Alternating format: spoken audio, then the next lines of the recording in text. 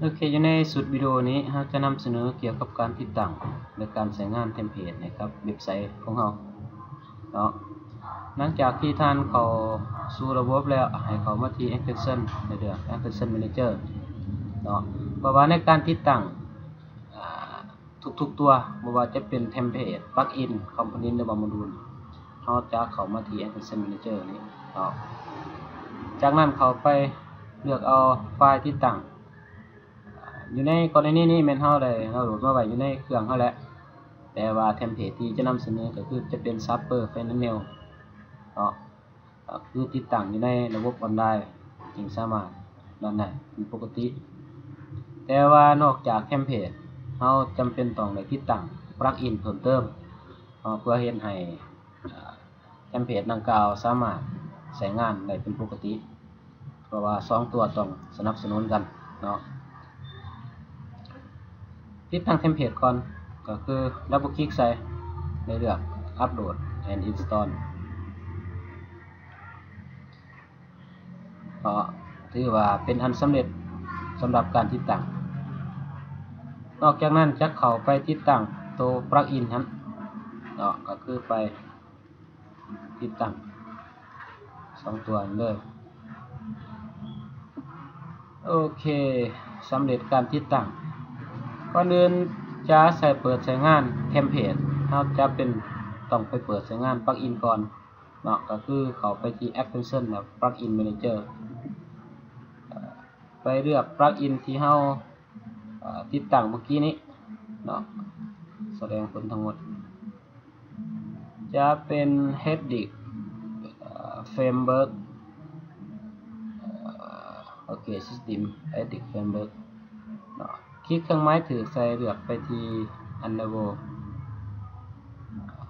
โอเค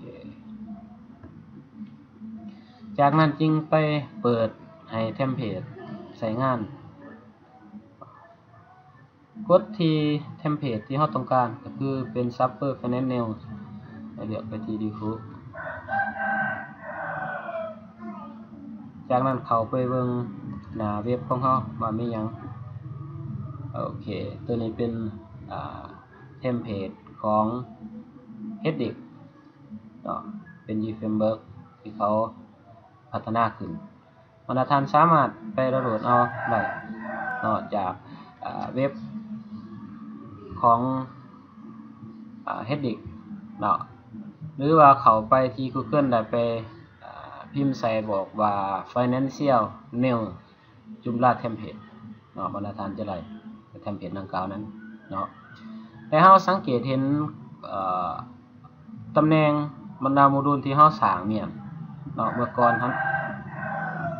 บ่ได้แสดงผลอยู่ในหน้าเทมเพลตดังกล่าวเนื่องจากว่าเทมเพลตนี้จะมีตำแหน่งที่แตกต่างจากเทมเพลตเมื่อก่อนเนาะโอเคสำหรับการติดตั้งเนาะและเปิดใช้งานเทมเพลตถือว่านั่นแหละเป็นปกติแต่สังเกตเห็นเทมเพลตที่เขาวางมาเนี่ยก็คือระบบของเขาเนาะจะมีวันที่เดือนปีเนาะเวลาที่พวกเขาสมเว็บไซต์แต่จากนั้นจะมีโลโก้เนาะผู้ที่พัฒนาขึ้นมาอยู่ในนี้เขาใส่บอกว่า Heading Framework เนาะเราสามารถดัดแก้และตกแต่งภาคส่วนของการดมได้แต่ว่าสิ่งที่เราอยากแนะนำก็คือควรจะปะภาคส่วนว่าลิงก์เนาะของบริษัทหรือว่าของทีมงานที่พัฒนาขึ้นมาเพื่อให้ลิขสิทธิ์เขาเนาะยิ่งเป็นการดีโอเคพบกันใหม่อยู่ใน